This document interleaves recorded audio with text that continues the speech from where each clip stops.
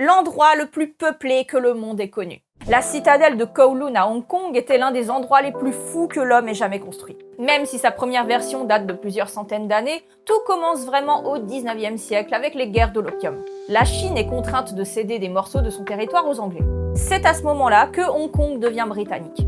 Ça, c'est pour le contexte historique, mais ce qui est important, c'est que sur ce tout petit bout de terrain, la vieille forteresse chinoise reste chinoise, enfin, sur le papier. En pratique, Pékin est trop loin pour s'en occuper et les Britanniques, eux, ils n'ont pas le droit d'y toucher.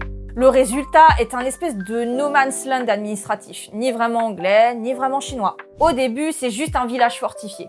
Mais après la Seconde Guerre mondiale, tout change. D'abord parce que les Japonais, pendant leur occupation, démontent les murailles pour construire l'aéroport voisin. Ensuite, parce que la population et l'urbanisme partent complètement en vrille. Des dizaines de milliers de réfugiés chinois affluent à Hong Kong pour fuir le communisme et beaucoup trouvent refuge dans cette zone sans règles.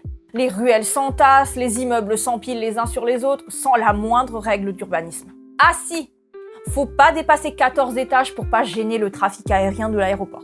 La citadelle de Kowloon devient un monde à part. C'est un labyrinthe anarchique où on trouve ateliers, restaurants et cliniques clandestines à l'hygiène douteuse, casinos et bordels tenus par les triades. Un mélange d'enfer et de fourmilière humaine devenu légendaire bien au-delà de Hong Kong.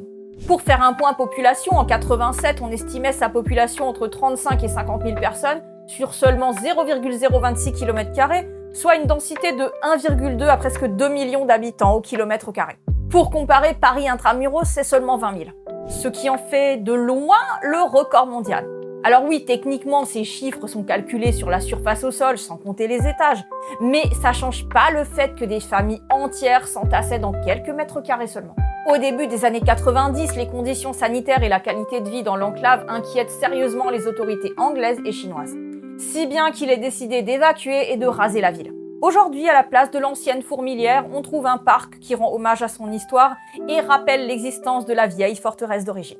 Vous voulez plus de vidéos ? Abonnez-vous à la chaîne.